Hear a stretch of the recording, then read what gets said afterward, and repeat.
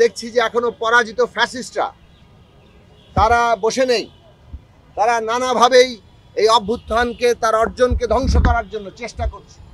মানুষের মধ্যে ভয়, ভীতি, আতঙ্ক, ত্রাস সৃষ্টি করে তারা একটা অস্থিতিশীল পরিবেশ তৈরি করার চেষ্টা করছে।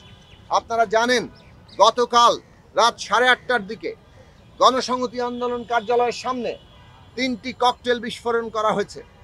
এই ককটেল বিস্ফোরণের মধ্য দিয়ে এর আগে আমরা দেখেছি এনসিপি জাতীয় নাগরিক পার্টির যে অফিস তার কার্যালয়ের সামনেও ককটেল বিস্ফোরণ করা হয়েছে।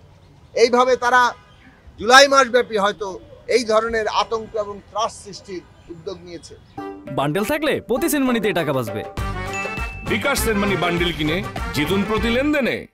এই সমস্ত অপতৎপরতা, এই ভয়ঙ্কর তৎপরতা দিয়ে তারা মনে করছে মানুষকে তারা ভীত সন্ত্রস্ত করতে পারবে।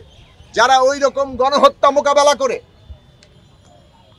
একজন মরলে আরো 4 জন আসে, এই রকম একটা অসাধারণ মানসিক শক্তি, দেশের প্রতি ভালোবাসা, জনগণের প্রতি ভালোবাসা, গণতন্ত্রের জন্য আকাঙ্ক্ষা এবং ফ্যাসিবাদকে বিদায় করার দৃঢ় প্রতিজ্ঞা, এই সমস্ত কিছু নিয়ে যারা এই লড়াই করেছেন, ফ্যাসিস্ট শক্তি মনে করছে তাদেরকে ভয় দেখিয়ে থামিয়ে দেওয়া যাবে।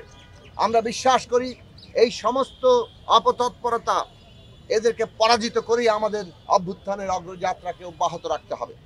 আমরা অন্তর্বর্তী সরকারের প্রতি আহ্বান জানাই, অবিলম্বে এই সমস্ত অপতৎপরতা যারা চালাচ্ছে, যে সমস্ত গোষ্ঠী চালাচ্ছে তাদেরকে চিহ্নিত করতে হবে। এরা কারা তাদেরকে সুস্পষ্ট করতে হবে, সুস্পষ্ট প্রমাণ সহ এদেরকে আইনের আওতায় আনতে হবে। পরাজিত ফ্যাসিস্ট আওয়ামী লীগের লোকেরা যদি এই কাজ সুস্পষ্টভাবে প্রমাণিত হয়, তাহলে আজকে আওয়ামী লীগ যে একটা সন্ত্রাসী সংগঠনে আগেও ছিল এবং তারা এখন গুপ্ত সন্ত্রাস করার জন্য একটা তৎপরতা চালাচ্ছে, সেটা অত্যন্ত স্পষ্ট হয়ে আসবে এবং তাকেও আইনের আওতায় আনা দরকার।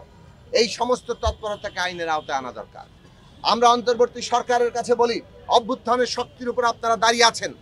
এইখানে অভ্যুত্থানের অর্জন হচ্ছে দেশের মানুষের নিরাপত্তা প্রতিষ্ঠা করা, যারা অপরাধ করেছে তাদেরকে আইনের আওতায় আনা। কিন্তু দেশে কোনো ধরনের অরাজকতা সৃষ্টি, মব আক্রমণের কোনো সুযোগ দেওয়ার কোনো জায়গা নেই, এইগুলোকে কোনো প্রশ্রয় দেওয়ার জায়গা নেই। এবং এই ধরনের মব আক্রমণ, অরাজকতা, এইসবের সুযোগ নিয়েই কিন্তু ফ্যাসিস্টরা নানাভাবে তাদের অপতৎপরতা চালাবে। কাজেই সরকারকে আইন শৃঙ্খলা পরিস্থিতি তাদের নিয়ন্ত্রণে আনতে হবে, দেশের মানুষের নিরাপত্তা নিশ্চিত করতে হবে এবং এই ক্ষেত্রে ন্যূনতম ব্যর্থতা আর মানুষ বরদাস্ত করবে না। কেননা 1 বছর অভ্যুত্থানের পার হচ্ছে, এই সময়ের মধ্যে সরকার জনগণের শক্তির উপর দাঁড়িয়ে সারা দেশে তাদের কর্তৃত্ব প্রতিষ্ঠা করা, সেটা তাদের করতে পারার কথা, না পারাটা এখন ব্যর্থতা। কাজেই সেই দিকে সরকার যাতে সচেতন থাকে আমরা পরিষ্কার করে জানাবো। শুরু হয়েছে Standard Chartered Channel i Agro অ্যাওয়ার্ডের 10ম আয়োজনের মনোনয়ন গ্রহণ। এবার নতুন ক্যাটাগরি বছরের সেরা ছাদ কৃষক সহ মোট 13টি ক্যাটাগরিতে পুরস্কার প্রদান করা হবে। মনোনয়ন গ্রহণ চলবে আগামী 15 জুলাই 2025 তারিখ পর্যন্ত।